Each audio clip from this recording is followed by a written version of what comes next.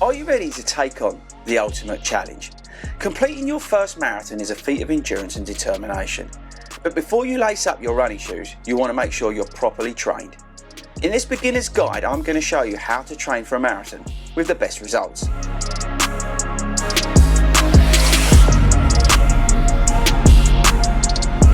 What is up, everybody, and welcome to 40 Runs. And my name is Chris Ford, if you don't know who I am. And when I'm not talking about running shoes, I'm actually a qualified athletics and running coach based here in the UK. And today, like I said in the open, I'm going to talk you through some of the important steps, the important things that if you're training for your first marathon will make that training feel like an absolute dream. But all joking aside, there are some important steps, some important things to think about that if you put in place now will make that training really simple and effective. So as always on 40 Runs, I'm going to keep this simple and I'm going to give you 4 or 5 sort of essential things, essential bits of information that if you take out of this video and put them into play, they will really genuinely help you if you're marathon training for the first time. At the top of the list, and the most probably important part of marathon training, is to build that endurance. Now, it's essential that over the course of the 15, 16, 20 weeks that you slowly increase your miles and you slowly build that endurance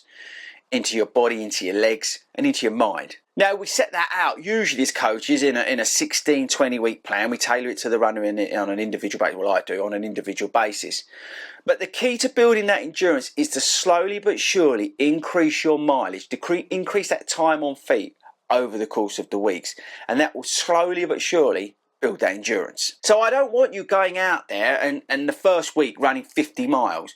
That's just stupid. Or running, I don't know, maybe you've run 3 times a week. You're going to go out and run 6 times a week because you've got to train for a marathon. That is complete madness. The key to building endurance is going slow and steady. We talk about it on even on the easy runs. We go slow to build that mileage, to build that aerobic base, to build that endurance. And it's the same when you're building mileage. Slow and steady wins the day every time. Every time. Okay, so the next important thing to incorporate into your marathon training is cross training. So by doing this marathon training, you're probably going to increase the risk of, say, injury quite a lot. And adding in cross training, so I'm talking swimming, cycling, that kind of thing, will help you sort of mitigate the risk of injury because you're spreading out the load of you building that aerobic base and working your muscles in different ways and strengthening and conditioning. We'll come on to strength in a minute. But you're working across a plateau, a different landscape to try and build that endurance, to try and build that condition, which will reduce the risk of injury because you're not just hammering the roads, hammering the trails, just doing all that mileage on your legs to build that fitness, to build that endurance. You're cross training, so you're building elements in from other areas and you are working your legs in different areas. You are building that core and you are working your muscles to strengthen them and condition them, and ultimately that will help you as a runner. And we all neglect it. So I want you at the start of this marathon journey to think to yourself, and I've done a video about this, check this video out, about marathon training, how to build a marathon training plan. One of the most essential things to think about when you're building your week out is to think, where can I slot that cross training in? It is so important. So I want you to think about that right at the start of your marathon training. So to follow on, like I just touched on, strength training, so cross training,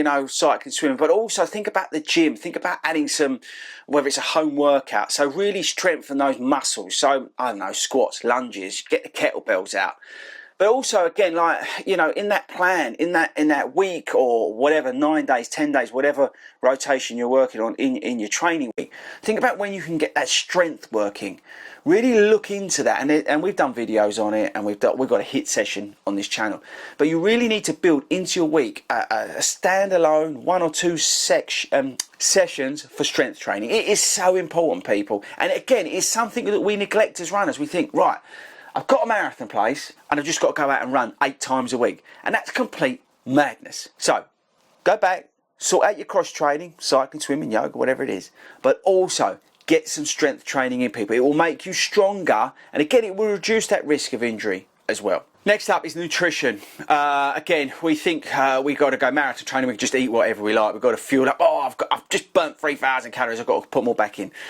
Not necessarily. Nutrition is a key part of marathon training. Having the best diet, balanced diet, getting those proteins, healthy fats, carbohydrates into your diet in a good way will really help in terms of your marathon training and ultimately your performance on the day. But I want you to look at your nutrition and take a step back and think about what you're eating, when you're eating, and how you're eating. But how does it look in terms of your nutrition? Are you getting the right things at the right time? You know, think about recovery, protein after that long run, those kind of things. Really dive into it, and if you can add that in with the other bits that I've spoken about, it will complement everything. And also it's important because your body's going to take a knock, right? Your immune system's going to take a hit, so you really do need to look after it. So the second to last thing I want you to think about is rest and recovery. Your recovery from your week, your marathon training is so important. And it's an aspect that doesn't get spoken about much.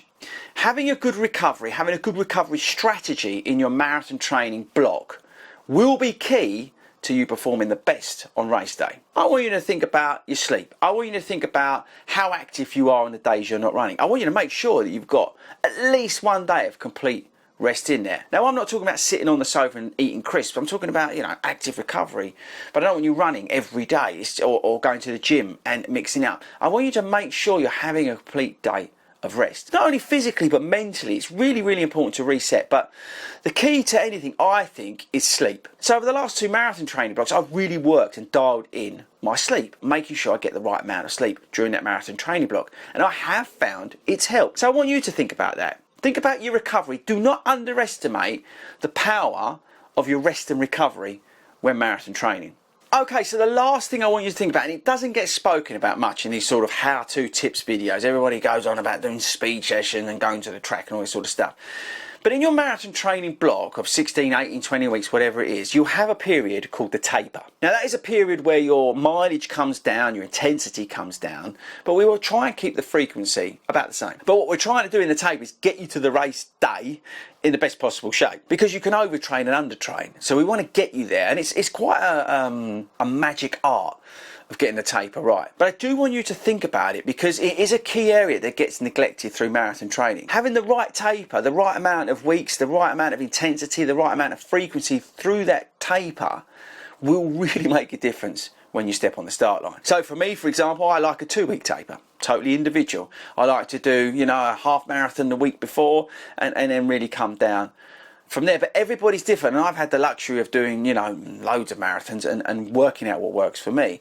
You're doing this for the first time, so the tradition is like doing 3 weeks. But the most important thing is to think about your taper as that sort of slow, gentle cool down at the end of your run towards the race, and just bring everything down a fraction. But don't drop off the cliff too much. Say, getting this right will be key. So think about your taper as well, and that probably is enough from me. So they're kind of, I don't know, 4 or 5 different things that I want you to think about that maybe you haven't thought about. You've got this marathon place and you're going, oh, I've got to get a plan. And we do plans on 40 rounds, and I'll do a personalised plan for you if you want to do that. But it's really important to think about these things and put them in, and say the cross train, the rest of recovery, the nutrition, all these sort of things, add them into the pot and boil them up. And I think that will ultimately help you through this marathon journey. Okay, people, so there we go. I hope this video helps. Let me know in the comments what you're going to be training for, what you've signed up for. Let me know in the comments. I'd be super interested to know. And if you're an experienced marathon runner, maybe add some tips in there as well for some of these first timers who are taking on the marathon distance for the first time. But that's it from me, guys. Thanks for sticking around to the end of the video. I really do appreciate it. Make sure you subscribe before you leave me today, and I'll catch you later.